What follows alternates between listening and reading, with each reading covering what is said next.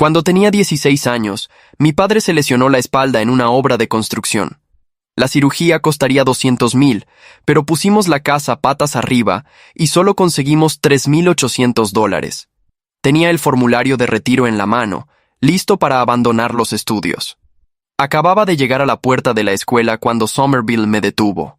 Era la chica callada con las mejores notas que se sentaba justo detrás de mí. Ese día, me puso una tarjeta bancaria en la mano. Que traten a tu padre primero. Yo lo cubro. Ni se te ocurra dejar la escuela. Le dije que nunca podría devolverle esa cantidad de dinero. Ella solo dijo, no te estoy pidiendo que me lo devuelvas, solo entra a la universidad. Después de eso, me enviaba dinero para mis gastos cada mes. Cada vez, con la misma nota. No te rindas. Mi padre sobrevivió. Entré a una de las mejores universidades. Ella nunca mencionó el dinero. 10 años después, yo era dueño de 3 empresas valoradas en $1,000 millones, y el nombre de Somerville apareció en una lista judicial de personas que habían incumplido con sus deudas. Ex accionista de una empresa de tecnología, debe $4,200,000 por una garantía solidaria, catalogada como deudora morosa. Dejé el teléfono y saqué aquella tarjeta bancaria de mi cajón, la cual hace mucho tiempo había llenado de dinero. Esta vez era mi turno de llamar a su puerta. ¿Qué pasa con tanto golpe? ¿Intentas tirarla? La oxidada puerta de seguridad fue abierta de un tirón desde adentro, con las bisagras rechinando. No era Somerville. Era un tipo calvo, sin camisa, con una gruesa cadena de oro alrededor del cuello y que olía mucho a cigarrillos baratos. Me quedé allí y miré por encima de su hombro hacia el interior de la habitación. El lugar estaba descuidado. Botellas de bebidas por todo el suelo, la funda del sofá muy arruinada. Paga, pintado con spray rojo en la pared. ¿Qué miras? ¿A quién buscas? Sacudió la ceniza de su cigarrillo, molesto. A Somerville, dije. ¿Tú quién eres? Me miró de arriba a abajo, y sus ojos se iluminaron cuando vieron el Patek Philippe en mi muñeca. ¿Eres pariente suyo? Perfecto. Le debe a nuestro jefe 1,2 millones. ¿Vienes a pagar por ella? Lo ignoré y miré a Casey, que estaba detrás de mí. Casey había sido mi asistente durante 5 años. Duro, callado. Dio un paso adelante, hizo a un lado al tipo calvo de un empujón y entró directo. «¡Oye, cobarde!». El tipo empezó a protestar, pero Casey le torció la muñeca y lo inmovilizó. Cayó sobre una rodilla sobre los cristales rotos, jadeando. Pasé por encima de las ruinas y caminé hacia la habitación. Vacía. Las puertas del armario estaban abiertas de par en par. No quedaba ni una percha. El marco de la cama estaba cubierto de polvo. Se había mudado hacía al menos una semana. ¿Dónde está? Me volví hacia el tipo calvo. ¿Y yo cómo voy a saberlo? Apretó los dientes. El juzgado ya embargó este lugar. Nuestro jefe lo forzó la semana pasada para usarlo como refugio. Huyó más rápido que un conejo. No dije nada. Sentía el pecho pesado, como si estuviera relleno de algodón mojado. 4,200,000. Para mí ahora, eso era la ganancia de medio mes de 2 líneas de producción. Pero para una persona normal, era el tipo de peso que te aplasta por completo. Un recuerdo me golpeó de la nada. Aquel invierno, en mi 2º año, cayó la primera nevada en Pittsburgh. No pude pagar la cuota de la residencia y el supervisor me echó. Por la noche, lo único que pude hacer fue colarme en el cuarto de servicio debajo de las gradas del estadio. Esa noche tuve mucha fiebre. Mi cuerpo estaba helado, como si estuviera sentado en agua congelada, y ni siquiera podía ponerme de pie. Entonces, la puerta de hierro se abrió de golpe. Entró la nieve arrastrada por el viento. Somerville estaba en el umbral. Llevaba un uniforme escolar que le quedaba grande. Tenía la nariz roja por el frío y sostenía una botella de vidrio envuelta en una toalla. No preguntó por qué dormía allí. No dijo nada para hacerme sentir digno de lástima. Solo se acercó y presionó la botella hirviendo entre mis brazos. Luego sacó de su bolsillo 2 paquetes de antitérmicos y 2 pasteles salados humeantes y los dejó a mi lado. «Cómetelo todo», dijo. Y luego se dio la vuelta y volvió a salir a la nieve. Sostuve esa botella toda la noche. Me calentó el pecho dejándolo rojo, pero salvó mi vulnerable vida. Nunca olvidé esa calidez. «Señor Frank», dijo Casey en voz baja, soltando al tipo calvo. ¿Alguien había revisado las cámaras de la calle? La señorita Somerville fue al Distrito Sur. El Distrito Sur, una zona notoria y sin ley de Pittsburgh, barrios marginales, negocios turbios, campamentos de vagabundos. Metí las manos en los bolsillos. Mis dedos rozaron la vieja y gastada tarjeta bancaria. Vámonos. ¿A dónde?, preguntó Casey. Le di una mirada fría al calvo que temblaba en el suelo. Al Distrito Sur. Pongan el lugar patas arriba. Encuéntrenla. Para cuando entramos al Distrito Sur, ya había anochecido por completo. La mitad de las farolas estaban fundidas y el aire olía mal a comida rápida barata y tuberías atascadas. Un Maybach aparcado en un lugar como este era como llevar smoking a un basural. Imposible no notarlo. No me importaba. Casey levantó su teléfono y señaló un grasiento local de comida rápida más adelante, con el letrero demasiado mugriento para leerlo. Señor Frank. El informante dice que la señorita Somerville ha estado lavando platos aquí en los últimos días. 60 al día, comidas incluidas. 60 al día. Cerré los ojos y apreté la mandíbula. Empujé la puerta del auto y caminé directo hacia el lugar. Antes siquiera de entrar, escuché un grito agudo. ¿Estás ciega? Este es mi vestido nuevo de edición limitada. La voz de una mujer desde adentro. Familiar. Ese tono falso y empalagoso. Me detuve frente a la puerta de cristal. A través del cristal grasiento, vi a Somerville. Llevaba un delantal gris que no le ajustaba bien, el cabello recogido con una liga, la cara blanca como el papel, la mandíbula afilada por haber perdido demasiado peso. Estaba agachada en el suelo con un trapo. Había un charco de sopa de champiñones derramada, y de pie sobre ella había una mujer llamativa y vestida de forma exagerada. Ulysses, la compañera de cuarto de Somerville en la universidad, y una empleada a la que la propia Somerville había guiado y ascendido. Ulysses, no te alteres tanto. No lo hizo a propósito. Un hombre estaba sentado cerca, con el cabello peinado hacia atrás, en un traje a medida mal cortado, piernas cruzadas. Wilson, el ex prometido de Somerville. Wilson, es que no lo soporto. Ulysses se apoyó en sus brazos, haciendo pucheros. Sabes que no soy de hacer dramas, pero hoy es el aniversario de la salida a bolsa de nuestra empresa, y esta lavaplatos me derrama sopa en la pierna. Lo hace a propósito para sacarme de quicio. Remarcó con fuerza la palabra lavaplatos. Wilson le dio unas palmaditas en la mano y miró a Somerville, que seguía agachada en el suelo. Somerville, no es que no te lo advirtiera, suspiró, derrochando condescendencia. Tú fuiste quien insistió en asumir esa deuda. ¿Por qué hacerte pasar por esto? Mírate ahora. Ya ni siquiera pareces graduada de una de las mejores universidades. Somerville no levantó la vista. Simplemente siguió limpiando la sopa del suelo. Sus movimientos eran mecánicos, adormecidos, como si ni siquiera pudiera escucharlos. Miré su delgada espalda y otro recuerdo me vino a la mente por sí solo. Segundo semestre, último año de secundaria. Desaparecieron $500 de los fondos de la clase. Yo era el chico con menos recursos de la escuela, así que todos me señalaron y me llamaron ladrón. El profesor me llevó a la oficina y me dijo que vaciara mis bolsillos. Me negué. Solo apreté los puños, clavando las uñas en mis palmas. Justo cuando todos estaban seguros de que yo lo había tomado, Somerville empujó la puerta y entró. Golpeó el escritorio del profesor con un formulario de inscripción para una competencia de física. Él no lo tomó, dijo, señalando la marca de tiempo. Del mediodía a la 1, estuvo ayudando al profesor de física a organizar el equipo del laboratorio. Las cámaras de seguridad lo demuestran. Luego se volvió para enfrentar a los chicos que me habían estado señalando. Su voz no era fuerte, pero sí absolutamente clara. No tener dinero no te hace deshonesto. Si no tienen pruebas, guarden silencio. Ese día, después de la escuela, me llamó cerca de la cancha de deportes. Ningún consuelo, ninguna lástima. Solo me miró a los ojos y dijo una sola cosa. Frank, nunca bajes la cabeza.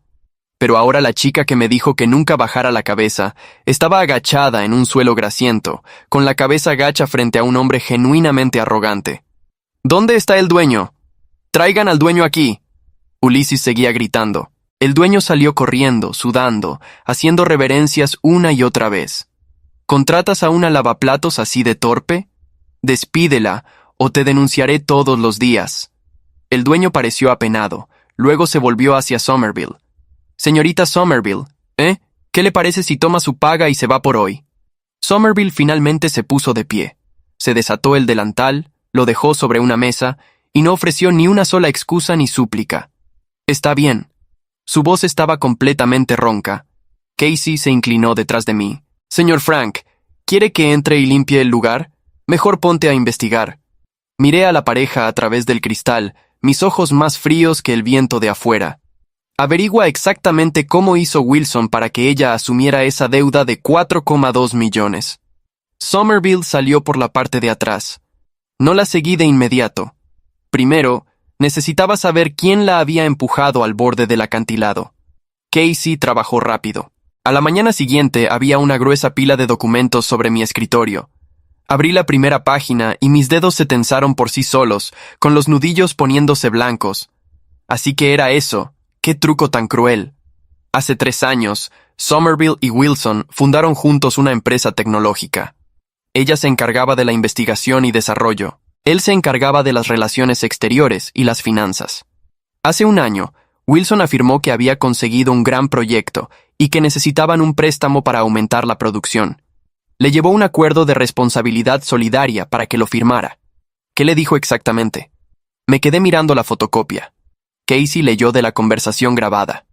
Sin emoción. Dijo: «Somerville, soy tu prometido. ¿Acaso te dañaría alguna vez? Este proyecto es dinero garantizado. Una vez que superemos este obstáculo, nos casamos».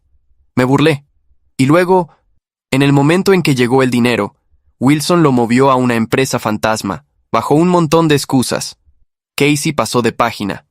El representante legal de la empresa fantasma es Ulysses. Cerré los ojos y respiré lentamente. Con razón Ulysses era tan arrogante en ese local de comida rápida. Jugaba a ser de la alta sociedad usando el dinero por el que Somerville había luchado. La empresa se quedó sin liquidez, y Wilson se declaró en bancarrota de inmediato. Casey continuó. Debido a que la señorita Somerville firmó un acuerdo de responsabilidad solidaria ilimitada, toda la deuda recayó sobre ella. 4,2 millones de dólares. Wilson salió limpio y apareció como socio principal en la empresa de Ulysses. Somerville se convirtió en una deudora morosa, sobreviviendo a duras penas con trabajos esporádicos sin contrato. Una cosa más, señor Frank. Casey dudó. Adelante. La madre de la señorita Somerville fue diagnosticada con insuficiencia renal en etapa terminal el mes pasado. Está en el 3er hospital en este momento. Casey dejó un aviso de pago en el escritorio. Si no se pagan los $20,000 de la diálisis esta tarde, el hospital detendrá su tratamiento. $20,000. De nuevo, $20,000. El tiempo se había curvado en una especie de bucle complicado. Mi primer año de universidad, la rehabilitación de seguimiento de mi padre. El hospital nos dio un ultimátum. Me faltaban $18,000. De hecho, llegué a pensar en vender mi sangre. Entonces, $20,000 llegaron a mi cuenta. Sin nombre. Solo. No te rindas en el concepto de la transferencia. Sabía exactamente quién era. Ese mes, volví discretamente a Pittsburgh una vez. Desde el otro lado de la cafetería, vi a Somerville comer fideos solos durante todo un mes. Me recliné en mi silla de cuero y sentí como si alguien me estuviera rompiendo el corazón. Hace 10 años, ella comió fideos solos para que yo no pasara hambre. 10 años después, para pagar la diálisis de su madre, lavaba platos en la suciedad y aún así la trataban como a la sombra. Frank, murmuré mi propio nombre. Eres un rotundo fracaso. 10 años. Había tenido 100 oportunidades de volver y buscarla, pero tenía miedo de no ser lo suficientemente exitoso. Miedo de no poder dar la talla frente a ella. Esperé hasta lograrlo, y para entonces ella había caído al desastre. Prepara el auto. Me puse de pie, agarrando las llaves y la vieja tarjeta bancaria de mi escritorio. Al 3er hospital. Casey no preguntó nada. Solo abrió la puerta del Maybach y esperó. Lo conocía lo suficiente para saber que cuando yo agarraba las llaves y la tarjeta bancaria al mismo tiempo, no había nada que preguntar. El 3er hospital quedaba a 20 minutos del centro. Era el tipo de hospital que uno elige no cuando quiere el mejor tratamiento, sino cuando ya no queda otra opción. Fachada descascarada, señalización a medias, la sala de espera con las sillas de plástico tan viejas que se habían puesto grises. No era un lugar donde la gente iba a recuperarse. Era un lugar donde la gente iba a esperar. Entré directo a administración. La mujer detrás del mostrador levantó la vista desde su pantalla con esa expresión automática de quien ya ha dado malas noticias suficientes veces como para no tomárselas de forma personal. Le puse el nombre sobre el mostrador. La madre de Somerville. Ella tecleó. Luego me miró. El plazo vence a las 5 de la tarde. Si el pago no se realiza, el tratamiento de diálisis se suspende a partir de mañana. Eran las 3:40. ¿Cuánto es el total? $20,000, incluyendo los procedimientos pendientes. Puse la tarjeta sobre el mostrador. Págalo todo. Y abra una cuenta prepagada para los próximos 6 meses de tratamiento. La mujer parpadeó. Miró la tarjeta, luego me miró a mí, luego volvió a mirar la tarjeta. En 10 años de trabajo en ese hospital, probablemente nadie había llegado a pagar 6 meses de diálisis de una sola vez en una tarde de martes. ¿A nombre de quién registro el pago? A nombre del paciente. No quería que Somerville supiera que fui yo. Todavía no. Primero necesitaba verla. Primero necesitaba entender en qué estado estaba, no el estado financiero, sino el otro, el que no aparece en los documentos de Casey. Mientras procesaban el pago, caminé por el pasillo hasta la sala de diálisis. Era una habitación larga, dividida por cortinas beige, con el sonido constante de las máquinas marcando un ritmo lento y mecánico. Encontré la cama por el número de habitación que Casey había anotado en el informe. La madre de Somerville era una mujer pequeña, con el cabello recogido en una trenza delgada y los ojos cerrados. Tenía el brazo conectado a la máquina y las manos sobre la cobija con esa quietud que da el agotamiento de los enfermos crónicos. No el sueño. La rendición controlada. Me quedé de pie en el umbral de la cortina. No había nadie sentado junto a ella.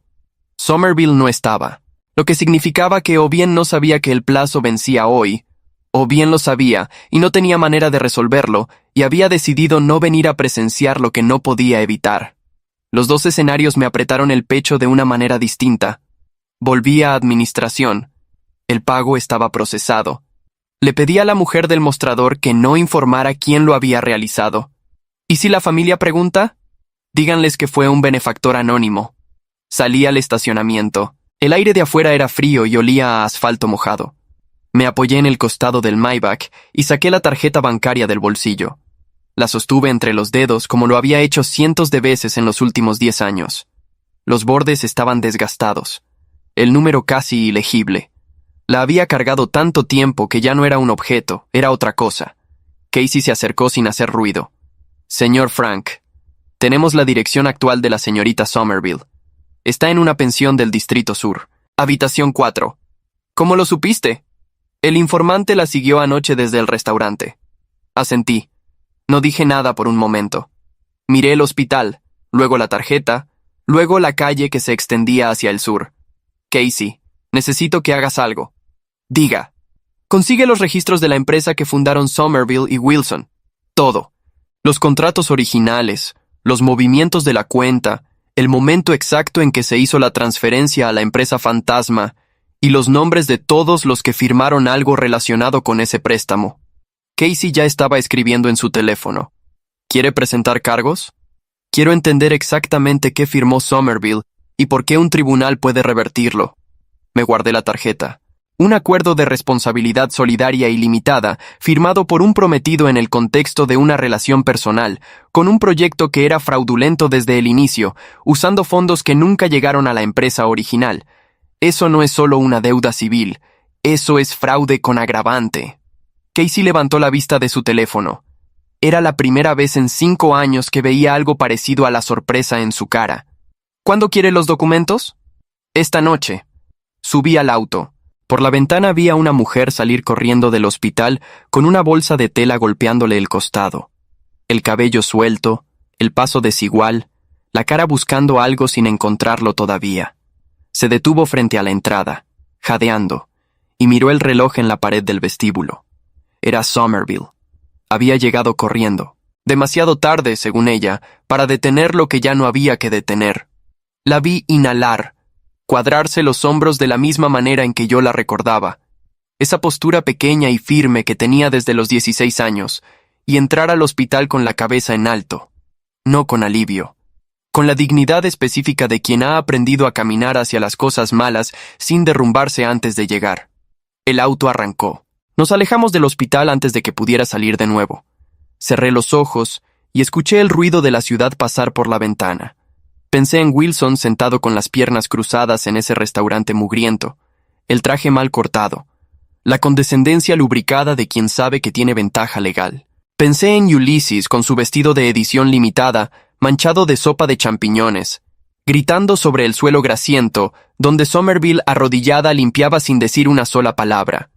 Y pensé en ese acuerdo de responsabilidad solidaria, en la voz de Wilson grabada por Casey diciéndole, «Soy tu prometido. ¿Acaso te jodería alguna vez?» Había una sola respuesta posible a esa pregunta, y estaba enterrada en $4.200.000 de deuda. Abrí los ojos. «Casey, señor, mañana quiero una reunión con mi abogado a las 8 de la mañana, y quiero que alguien vigile a Wilson esta noche, que no se mueva sin que yo lo sepa». «Entendido». Una pausa breve. «¿Y la señorita Somerville?» Miré la tarjeta bancaria una vez más antes de guardármela en el bolsillo interior del saco, justo donde siempre había estado. «A ella la visito yo». La pensión del Distrito Sur era un edificio de ladrillo con las ventanas tapadas a medias con periódico viejo. El portero dormía en una silla junto a la entrada con la boca abierta y un partido de béisbol sonando en un radio de mano. Casey se quedó en el auto. Esta vez fui solo. Toqué la puerta de la habitación 4. Silencio. Luego pasos lentos. La puerta se abrió 3 centímetros, retenida por una cadena oxidada. Un ojo apareció en la rendija. Luego el reconocimiento llegó despacio, como quien no confía en lo que ve. «¿Frank?» Su voz era la misma, un poco más áspera, un poco más baja, pero la misma cadencia de siempre. Esa forma de pronunciar mi nombre sin subirlo ni bajarlo, como un hecho. «Hola, Somerville». La cadena cayó. La puerta se abrió del todo. La habitación era pequeña. Una cama individual, una mesa con una silla, una ventana con vista al muro del edificio de al lado. Sobre la mesa había 3 sobres abiertos, probablemente notificaciones judiciales, y un vaso de agua a medias. No había nada más. Ningún adorno, ninguna bolsa visible, ningún libro. Como si llevara semanas viviendo sin aterrizar del todo. Somerville se quedó de pie junto a la puerta. Llevaba ropa limpia pero desgastada, el cabello todavía húmedo de una ducha reciente, y me miraba con esa expresión que yo recordaba de la escuela, la de alguien que procesa información antes de reaccionar a ella. «¿Cómo me encontraste?» «Tengo un buen asistente». No sonrió, pero algo en su cara se asentó levemente. Se sentó en la orilla de la cama y señaló la silla. Me senté. Por un momento ninguno habló. El radio del portero sonaba débilmente desde el pasillo. Afuera, una moto pasó con el escape roto. «¿Fuiste tú?», preguntó Somerville. «El pago del hospital». No lo negué. Cerró los ojos un segundo. Cuando los abrió, no había lágrimas, solo esa fatiga profunda que no tiene nada que ver con el sueño. «No tenías que hacer eso». «Lo sé». «Frank». «Somerville». La interrumpí con calma. «Tú pagaste la cirugía de mi padre sin pedirme permiso. Mandaste dinero todos los meses sin pedirme las gracias. Me enviaste 20,000 para la rehabilitación y pusiste «no te rindas» en el concepto de la transferencia. Saqué la tarjeta bancaria del bolsillo y la puse sobre la mesa entre los dos. «No me pidas que te pida permiso ahora». Ella miró la tarjeta. Sus dedos se tensaron sobre la cobija. «La guardaste. Siempre». Otro silencio. Este diferente. Más denso. «¿Cuánto sabes?», preguntó. «Todo. Los contratos, la empresa fantasma, los movimientos de cuenta, la conversación grabada con Wilson». Hice una pausa. Ulysses también. Algo cruzó su cara. No era sorpresa. Era el alivio extraño y amargo de quien lleva demasiado tiempo cargando un peso que nadie más ha visto. «No lo van a poder revertir», dijo. «Firmé el acuerdo voluntariamente. Eso es lo que dice el tribunal. El tribunal todavía no ha visto lo que va a ver». Me incliné levemente hacia adelante. «Somerville, firmaste un acuerdo de responsabilidad solidaria inducida por dolo. Wilson te ocultó que el proyecto era fraudulento desde el inicio. Los fondos nunca llegaron a la empresa original. Hay registros, hay conversaciones, y hay una empresa fantasma con el nombre de Ulysses en los documentos fundacionales». Hice una pausa. «Eso no es una deuda civil». Eso es fraude agravado con aprovechamiento de una relación de confianza. Somerville me miró durante un momento largo. ¿Tienes un abogado que pueda probarlo? Tengo 3, y mañana a las 8 ya van a tener los documentos sobre la mesa. Por primera vez en toda la noche, algo cambió en su postura. No mucho, solo 1 milímetro de tensión que abandonó sus hombros. Pero yo lo vi. ¿Por qué haces esto? La pregunta era directa y merecía una respuesta directa. Porque hace 10 años una chica entró a un cuarto de servicio debajo de las gradas con una botella caliente y 2 pasteles salados, y no preguntó nada ni esperó nada a cambio. Sostuve su mirada. Y porque llevo 10 años siendo un cobarde que esperó ser suficientemente exitoso antes de volver. Eso no se va a repetir. Somerville bajó la vista hacia la tarjeta bancaria sobre la mesa, la tomó despacio, la giró entre los dedos, y la posó de nuevo con el mismo cuidado con que yo siempre la había guardado. ¿Qué necesitas de mí?, preguntó. Todo lo que recuerdes de esa época. Fechas, conversaciones, cualquier mensaje que hayas conservado de Wilson. Cualquier cosa. Tengo los mensajes. Señaló su teléfono sobre la mesa. No los borré porque algo me dijo que no debía hacerlo. Asentí. Mañana a las 8 los necesito. Estaré allí. Me puse de pie. Ella también. Estábamos de pie en esa habitación pequeña con la misma distancia de siempre entre los dos, y sin embargo, algo era fundamentalmente diferente a como había sido durante 10 años. Antes de salir, me volví. Somerville, tu madre está estable. El tratamiento está cubierto por los próximos 6 meses. Sus labios se separaron levemente. Solo un momento. Luego los cerró, asintió una vez y dijo lo único que dijo. Gracias, Frank. Salí al pasillo. Mientras caminaba hacia la salida, escuché que la cadena de la puerta 4 volvía a caer en su lugar. Y en ese sonido pequeño y metálico, en ese gesto de alguien que finalmente podía cerrar una puerta y descansar al otro lado, sentí algo que no había sentido en mucho tiempo. Que todavía había tiempo para hacer bien lo que se había tardado en hacer. ¿Todavía hay tiempo?, pensé mientras salía a la calle fría. Sí, todavía hay tiempo. A las 8 en punto, los 3 abogados ya estaban sentados alrededor de la mesa de conferencias con los documentos que Casey había reunido durante la noche. Eran buenos abogados. El tipo que no habla mucho en reuniones sociales, pero que en una sala de tribunal convierte el silencio en un arma. Somerville llegó puntual. Traía su teléfono, una libreta con anotaciones a mano y una carpeta delgada que colocó sobre la mesa sin decir nada. Se sentó, miró a los abogados, luego me miró a mí y asintió una vez. Lista. En 2 horas la mesa estaba cubierta de documentos marcados y los abogados hablaban entre ellos con esa energía contenida de quien acaba de encontrar exactamente lo que necesitaba. El abogado principal, Reeves, se quitó los lentes y los limpió despacio antes de hablar. La clave está en la secuencia temporal. Señaló 3 documentos alineados. El préstamo fue solicitado el 14 de marzo.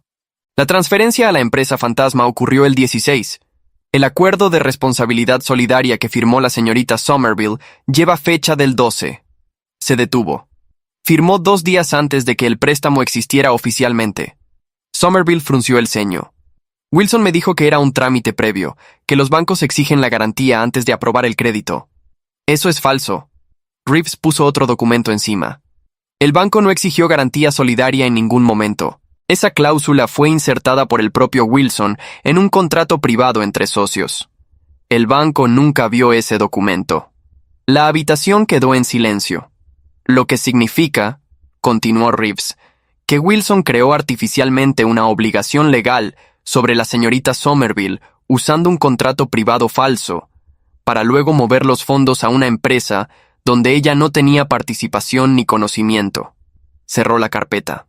Eso es fraude en contrato, falsedad documental y enriquecimiento ilícito. Y hay algo más. Casey deslizó una hoja hacia el centro de la mesa. Ulysses registró la empresa fantasma 18 días antes de que Wilson le presentara el proyecto a Somerville. Reeves dejó que el número aterrizara solo.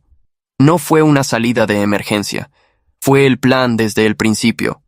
Somerville miró la hoja sin tocarla. Su cara no cambió, pero sus manos sobre la mesa se cerraron despacio en un puño, que luego aflojó con cuidado, como si se recordara a sí misma que no era el momento. ¿Cuánto tiempo toma revertir la deuda? Pregunté. Si presentamos hoy, el juez puede emitir una medida cautelar en 48 horas que suspenda el cobro mientras se investiga. Reeves volvió a ponerse los lentes. La deuda completa puede quedar anulada en 6 a 8 semanas si los documentos se sostienen bajo peritaje, y se van a sostener. Preséntalo hoy. Reeves asintió y empezó a organizar los papeles. Los otros 2 abogados ya estaban en sus teléfonos coordinando.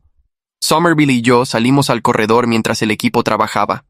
Nos quedamos de pie junto a la ventana que daba a la ciudad. Era una mañana gris, el tipo de gris que Pittsburgh usa como uniforme la mitad del año. Abajo, la gente caminaba rápido con las manos en los bolsillos. No lo sabía, dijo Somerville. No era una disculpa ni una explicación. Era solo un hecho que necesitaba decir en voz alta. Lo sé. Creí que lo conocía. Una pausa. Llevábamos 4 años juntos. No respondí de inmediato. Había cosas que no tenían respuesta útil, y esto era una de ellas. ¿Cuándo empezaste a sospechar?, pregunté. Cuando los fondos no aparecieron en la cuenta de la empresa. Miró la ciudad. Wilson dijo que había un retraso bancario. Luego dijo que el proyecto había tenido complicaciones. Luego dejó de responder mis llamadas. Sus labios se tensaron levemente. Para cuando el tribunal me notificó, él ya había disuelto nuestra sociedad y aparecía como cofundador de la empresa de Ulysses. ¿Y nunca fuiste al tribunal a impugnar? Fui. El primer abogado que contraté revisó el contrato y me dijo que no había nada que hacer, que había firmado voluntariamente. Una pausa corta. No tenía dinero para un segundo abogado. Cerré los ojos un segundo. Así era como funcionaba, no con violencia ni con amenazas, con documentos y tiempos y el agotamiento calculado de quien sabe que la otra persona no puede pelear indefinidamente. Wilson había contado con eso. Había apostado a que Somerville, sola y sin recursos, terminaría por hundirse antes de encontrar la grieta en el muro. No había contado con que yo existía. Esta tarde, dije, voy a hacer 2 llamadas. Una al editor del Pittsburgh Business Journal, otra al fiscal del distrito. Somerville me miró. Wilson tiene 3 inversores activos en este momento, continué. Ninguno sabe lo que hizo. Cuando lo sepan, su empresa de Ulysses no va a valer el papel en que está registrada.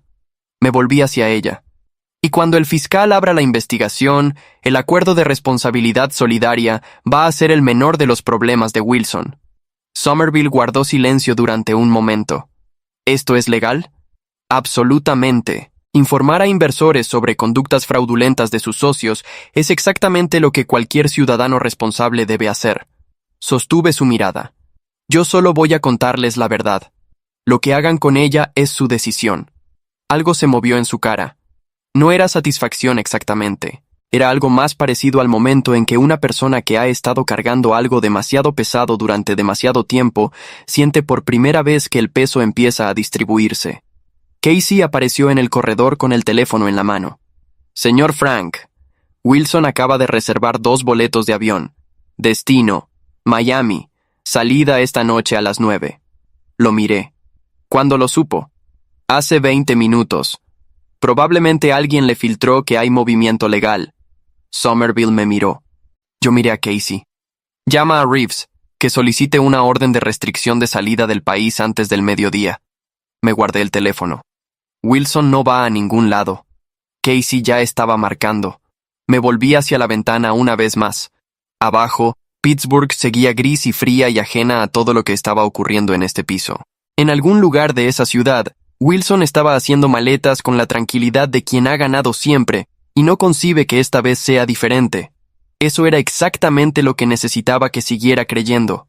Por unas horas más. La orden de restricción de salida llegó a las 11:47 de la mañana. Reeves me envió el documento por mensaje con una sola línea debajo. Wilson no embarca esta noche. Lo leí, lo cerré y lo guardé en la carpeta junto a todo lo demás. No sentí euforia. Solo la claridad fría de quien ha movido una pieza en el lugar correcto y ahora espera que el tablero responda. A la 1 de la tarde, Casey confirmó que los 3 inversores principales de la empresa de Wilson y Ulysses habían recibido un resumen ejecutivo anónimo con los documentos de la empresa fantasma, los registros de transferencia y la fecha de constitución de la sociedad, 18 días antes de que Wilson le presentara el proyecto a Somerville. Anónimo en el papel. En la práctica, cualquiera con 2 neuronas podría rastrear de dónde venía. No me importaba. La verdad no necesita firma para hacer daño. A las 2:15, el primero de los inversores llamó a Wilson. Casey tenía el teléfono de Wilson intervenido legalmente desde esa mañana, autorizado bajo la misma solicitud judicial que bloqueó su salida del país. Me pasó la transcripción en tiempo real. La leí en mi escritorio con el café enfriándose al lado. La conversación duró 4 minutos. El inversor habló durante 3. Wilson habló durante 1, con frases cortas y cada vez más cortas, hasta que al final solo decía, puedo explicarlo en distintas variaciones, como un hombre que sigue girando una llave en una cerradura que ya no corresponde a ninguna puerta. A las 3, el segundo inversor llamó a su abogado en lugar de llamar a Wilson. Eso era peor. Cuando alguien llama a su abogado antes de llamarte a ti, ya tomó una decisión. A las 3:30, Ulysses publicó un comunicado en sus redes sociales diciendo que ella era también víctima de las acciones de su socio y que estaba cooperando con las autoridades.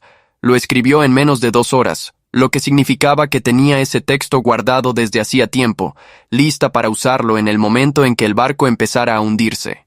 La clase de persona que construye su salida de emergencia antes de encender el fuego. Se lo mostré a Somerville, que estaba sentada al otro lado de mi escritorio revisando un documento con Reeves. Lo leyó. Lo devolvió sin comentario. Solo dijo, «¡Qué rápida!». «Siempre lo fue», respondí. Somerville asintió una vez y volvió al documento. No necesitaba más que eso. A las 4 de la tarde, el fiscal del distrito confirmó que habría una investigación formal por fraude en contrato y falsedad documental. Reeves entró a mi oficina con esa expresión contenida de los abogados buenos cuando las cosas salen exactamente como calcularon, pero no quieren parecer sorprendidos. El juez también aceptó la suspensión cautelar de la deuda, dijo. A partir de hoy ninguna entidad puede ejecutar cobros contra la señorita Somerville mientras dure la investigación. Una pausa. Y dado el volumen de evidencia, la investigación va a durar lo suficiente para que el fallo de nulidad llegue primero. Somerville estaba de pie junto a la ventana cuando Reeves dijo eso. No se giró de inmediato. Miró la ciudad un momento, luego se giró despacio, y lo único que dijo fue, «Gracias, señor Reeves». Reeves recogió sus papeles y salió. Casey salió detrás. Y nos quedamos solos en la oficina, Somerville junto a la ventana y yo detrás del escritorio, con Pittsburgh gris afuera y el silencio adentro. Me puse de pie. Caminé hasta el escritorio lateral. Abrí el cajón y saqué un sobre. Lo puse sobre la mesa entre los dos. «¿Qué es eso?», preguntó Somerville. «La propuesta que debí haberte hecho hace 5 años». Me apoyé en el borde del escritorio. «Necesito un director de investigación y desarrollo para mi división tecnológica. Alguien que sepa construir desde adentro, no solo administrar desde arriba». Señalé el sobre. «El contrato, el salario y las condiciones están ahí. Léelo cuando quieras. No hay prisa». Somerville miró el sobre pero no lo tomó de inmediato. «Frank». «¿Sí? No quiero que me contrates porque me debes algo».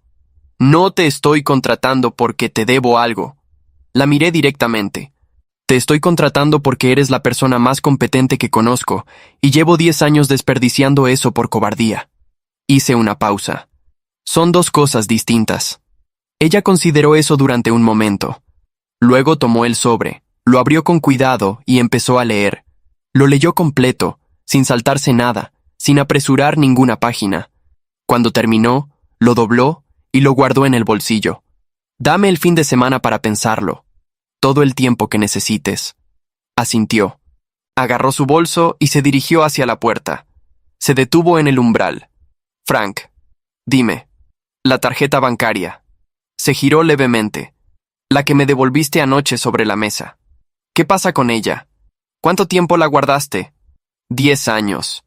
Somerville me miró con esa expresión que siempre había tenido, la de alguien que procesa las cosas hasta el fondo antes de decirlas.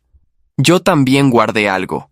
Metió la mano en el bolso y sacó un papel doblado, pequeño, con los bordes amarillentos por el tiempo.